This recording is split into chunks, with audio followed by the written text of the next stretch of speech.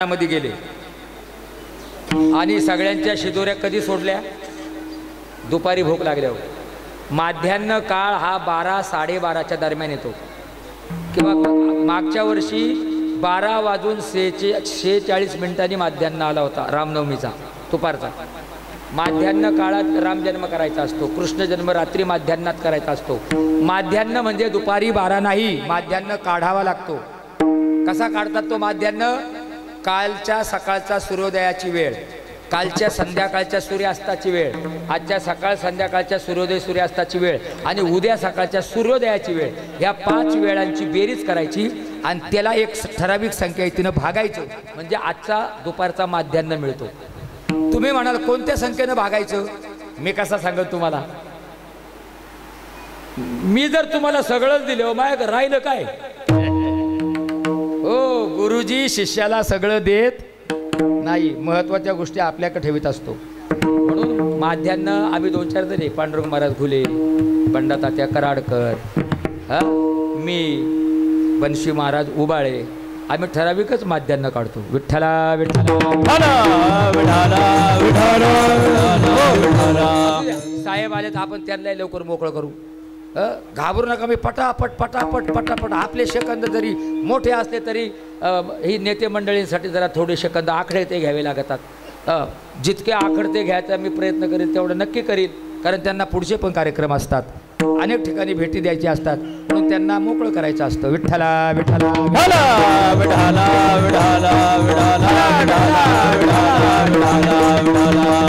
असू द्या। मी काय सांगितलं?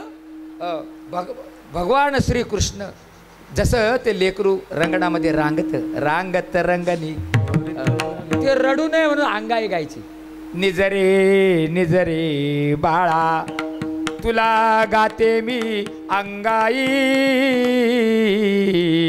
निजरे निजरे बाळा आई रडते माझे बाळ ताने समजाविता राहिना। महाराज अरे आठवा आपल्या आया, आठवा आपल्या ह्या मातृदेवता, ज्याला यशस्वी व्हायचे जीवनामध्ये आईला विसरू नका, कधीच विसरू नका। हो, आई फार मोठी ताकद आहे, आई फार मोठी शक्ती आहे। लेकराच्या तोंडावर नुसता हात फिरवला तरी प्रसन्नता जागृत होती त्या लेकराची। बरं का, तुम्हाला पुढारी मंडळी नाही सांगतो, तुम्ही निवडणुकीला उभे राहिले नाही तर फक्त आईच्या पाया पडून जा, तुम्हाला अपयश येणार नाही कधी। विठ्ठला विठ्ठला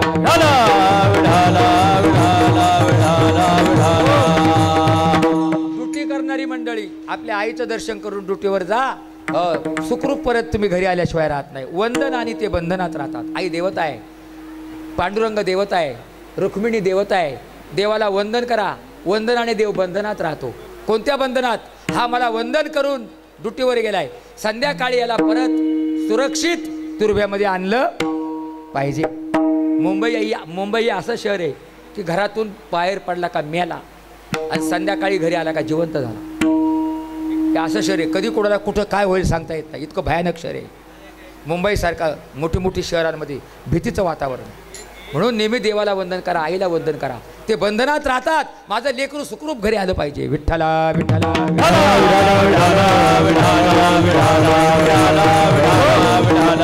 आई लहानपणी आपल्याला जोजवते, लहानपणी निजरे निजरे बाळा अंगाई गाते ती। बरं, तसं माझ्या कृष्णाला माझ्या मैया यशोदेनं लहानपणी केवढं प्रेम दिलं, केवढं प्रेम दिलं।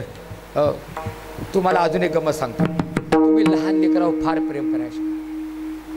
तुम्ही संध्याकाळी घरी येताना ना त्या पोराला काहीतरी तुम्हाला आणावं लागतं, बिस्किटचा पुडा, चॉकलेट, कॅडबरी आणावं लागतं। ते पोरग दारातच उभं राहतं। आता पप्पांची यायची वेळ झालेली, ते दारातच उभं राहतं। पप्पा कॅडबरी आणली का? पूर्वीची पोरं पण दारामध्ये उभी राहायची, पप्पा। मग पूर्वी कॅडबरी नव्हती ना, मग त्याला गुळाचं मुटकं करून द्यायचं, गुळाचं। आताच्या पोराला द्या बरं मुटकं करून, नाही तुम्हाला मुंडक्या उभं केलं त्यांनी। आता तुम्ही त्याला नको ते खाद्य दाखवल्यात ना। पूर्वीची लेकरं आताची लेकरं फरक आहे। विठ्ठला विठ्ठला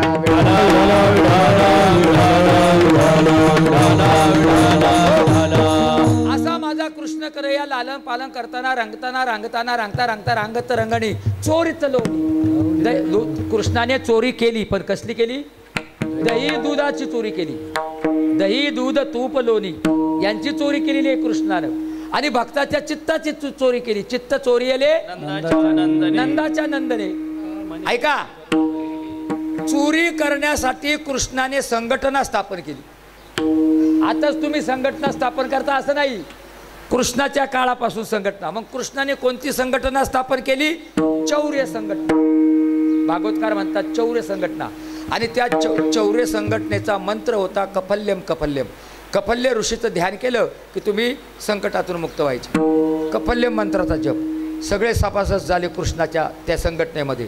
म्हणलं अरे तुम्ही काही खाता केलाय, तुमच्या माना बघाना कशा बागड्यासारख्या झाल्यात, आज तुम्हाला आम्ही यथेच्छ खाऊ घालणार आहे. मग तुम्ही काय करा, अन्य कुणाच्या नादी लागू नका, पण माझ्या नादी लागल्याशिवाय जायचं असेल तर कोणाच्याही मागं जाऊ नका, पण माझ्या मागं आल्याशिवाय याल तरी याल लागे. अवघे माझ्या कोणाच्याही मागं जाऊ नका, पण माझ्या मागं या, म्हणजे आजी देतो पोट बरी, पुरे म्हणाल तो वरी. म्हणून जाताना कुणाच्या मागं जायचं हे तुम्ही सुज्ञ विचार आहेत, तुम्ही ठरवायचं. विठ्ठला विठ्ठला.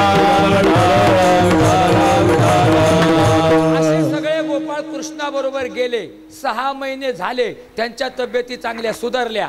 तब्येती सुधारल्यानंतर एक दिवशी भगवान कृष्ण म्हणतात, ए गड्याव, आता आपापल्या घरी जा, आता आपापल्या घरी जा. एक सवंगडी म्हटला, कृष्णा काय म्हणालास, घरी जा? जमणार नाही. आता आम्हाला तुझी सवय झालेली आहे, तुझ्या संग राहायची सवय झालेली आहे. आता आम्ही तुझे बॉडीगार्ड आहोत. आता साहेबांबरोबर बॉडीगार्ड आले का नाही, कार्यकर्ते आले की नाही? आता आम्हाला साहेब तुमची सवय लागलेली आहे. आता आम्ही, तुम्ही जरी म्हणले घरी जाता, आम्ही घरी जाणार का बरं? त्या अभंगाच्या पहिल्या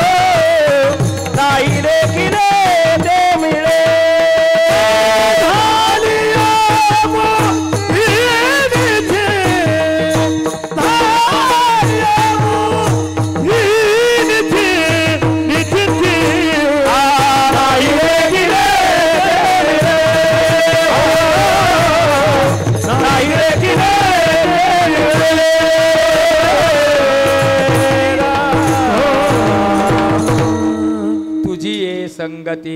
आता आम्हाला तुझी संगत लागली, आता आम्हाला तुझी सवय झाली. तुझी आहे संगती. आता काय करता, वरती नाही म्हणतायत. चांगला असतो तर म्हणलो असतो. पुढच्या वर्षी आहे उभा, मी घाबरून देव मला उभा करेन पुढच्या वर्षी. विठ्ठला विठ्ठला विठ्ठला विठ्ठला विठ्ठला विठ्ठला. झाली आमुचे निश्चिंते निश्चिंती, नाही देखिले ते मिळे. ऐका, तुझी संगत आता लागली आम्हाला, तुझी सवय झाली आता आम्हाला. तुझी संगती झाली आमुची निश्चिंती. अरे तुझ्या संगतीमध्ये आल्यापासून आम्हाला सर्व काही मिळायला लागलेलं आहे. आम्ही निश्चिंत झालेलो आहे. भगवान म्हणतात निश्चिंत झालं म्हणजे काय?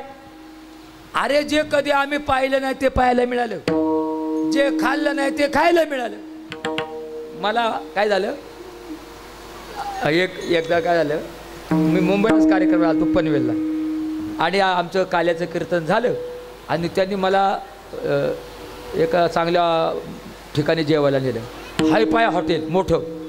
अरे म्हणलं लोकांनी पाहिलं मला नाव ठेवतील, असं करू नको. मी कोणाच्या तरी घरी भाकरी काय भाजी खातो, पण असं काय करू नको. तो म्हणलं बाबा हे शुद्ध शाकाहारी आहे, चांगलं आहे, आणि घरातली माणसं सात्विक आहे सगळी. म्हणलं तरी नको, माझं ऐक तू, आम्हाला लय बंधनं आहेत महाराज. हो तुम्हाला लई परवानग्या त्या बघा दुसरा अध्याय संपला. तू आम्हाला लई बंद. महाराज आमच्या एखाद्या महाराजांनी थोडं वेगळं वाकडं पाऊल पडलं तरी बघा महाराज बघा बुवा एवढं 51-52 वर्ष झाले मी कीर्तन करतो. कसं जगलो असेल जीवन, कसं जीवन जगलो असेल 52 वर्ष. हा एवढं सोपं नाही महाराज. पण त्याने ऐकानाच. आणि त्या हॉटेलचे मालकही मला त्यांचे माझा परिचय नाही काय नाही काय नाही. आणि तिथं गेल्यानंतर मी 2-4 आमच्या गायक वादकांना विचारलं तुम्ही पण चला माझ्याबरोबर जेवण करायला यांच्याकडे जेवायचे आपल्याला. आम्ही तिथं गेलो आणि ते वेगवेगळ्या प्रकारचा एक एक पदार्थ आमच्या पुढे आला जे कधी पाहिलंच नाही. नाही देखिले ते मिळे हो कधी पाहिलंच नाही ते मिळालं. हो मग ते एका एका पदार्थाचं नाव सांगायला सुरुवात केली. याला हे म्हणतात त्याला ते म्हणतात त्याला ते म्हणतात. महाराज तुम्ही मला कधी पाहिलं का हॉटेलमध्ये चहा तरी पिताना पाहिलं? एवढ्या वर्षाचा तुमचा माझा परिचय आहे. अरे त्या हॉटेलमधली बशी एखाद्या बेवड्याच्या तोंडाला लागली असेल ती माझ्या तोंडाला मी कशाला लावू? भले ती धुवून दिली असेल घासून दिली असेल पण ती नको त्याच्या तोंडाला लागली ना. म्हणून लई पथ्य पाळावं लागतं आम्हाला महाराज. आणि ही पथ्य आम्ही पाळली आत्तापर्यंत. पण त्या दिवशी मला ते ऐकाना हा मग जेवण केलं मी त्यांच्या घरी. वेगवेगळ्या पदार्थ भाज्या खायला भेटल्या जे कधी मिळालं नाही ते मिळालं. तसं भगवान कृष्णाला त्याचे मित्र म्हणतात देवा तुझ्या संगतीमध्ये जसं आम्ही आलो ना तर आम्हाला जे कधी पाहायला भेटलं नाही ते पाहायला मिळालं. जे खायला भेटलं नाही ते खायला मिळालं. अभंगाच्या दुसऱ्या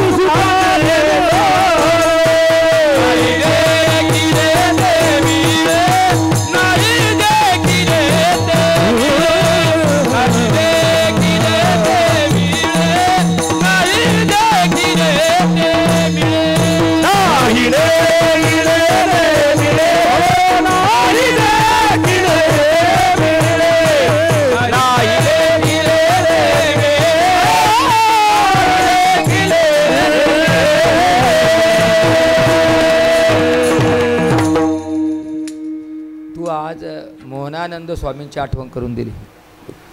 ही जी तू ती थाप टाकतो ना ती थाप मार ह्या ही थाप स्वामीजींना फार आवडायची. आणि त्यांचं कीर्तन वाजवायला सोपान काका बारोळे असायचे. ही थाप आणि ही थाप बरेच जण टाकती नाहीत कवचित टाकतात कवचित. या थापाला विसरू नको.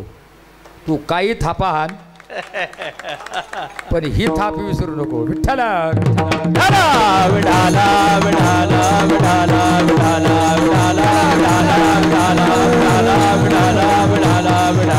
ऐका दुसऱ्या प्रमाणामध्ये महाराज काय म्हणतात नाही देखील येते मिळे भोग सुखाचे सोळे. भोग भोगू नाही भोग सुखाचे सोहळे म्हणजे सुख सोहळ्यांचा उपभोग घेण्याचा योग तुझ्यामुळे आम्हाला आला. कोणता सुख सोहळा? आळंदीच्या वारीचा सुख सोहळा, पंढरीच्या वारीचा सुख सोहळा, देहूचा सुख सोहळा, त्र्यंबकच्या वारीचा सुख सोहळा. हा सुख सोहळा उपभोगण्याचा योग देवा तुझ्या संगतीमुळे आम्हाला आला बरं का. आणि हा योग सगळ्यांना यावा. हा सुख सोहळे भोगण्याचा योग हा सगळ्या पुढाऱ्यांसहित तुमच्या सहित सगळ्यांना आला पाहिजे. हा सुख सोहळा आहे. या सुख सोहळ्यामध्ये सगळ्यांनी रमलं पाहिजे. मला बरं वाटलं बरं का आपले मुख्यमंत्री एकनाथ शिंदे साहेब या सुख सोहळ्यामध्ये जास्त रमतात. या सुख सोहळ्यामध्ये ते रमतात जास्त. तेवढी सात्विकता आहे त्या माणसाकडे. आणि तेवढी धार्मिकता आहे आणि आमच्या वारकऱ्यांवर तेवढं प्रेम आहे. फक्त वारकऱ्यांनी राजकारण करायचं नाही. मी साहेबांसमोर सांगतो, त्यांच्यावर प्रेम करायचा, त्यांना आशीर्वाद द्यायचा, कल्याणमस्तू म्हणायचं. याचं कारण सांगतो, आपण एकाला आशीर्वाद दिला का दुसरा आपल्यावर रुसतो, याला दिला का तो रुसतो, त्याला दिला का हा रुसतो. त्याच्यामुळं आपलं ते काम नाही. आपण त्यांच्या शुभेच्छा व्यक्त करायच्या. चांगल्याला चांगलं म्हणायला शिकायचं. नेहमी जो चांगलं करतोय नेहमी त्याचं नाव घ्यायचं, चांगल्याला चांगलंच म्हणायला शिकायचं. मग तो कोणी का असाना, विठ्ठला विठ्ठला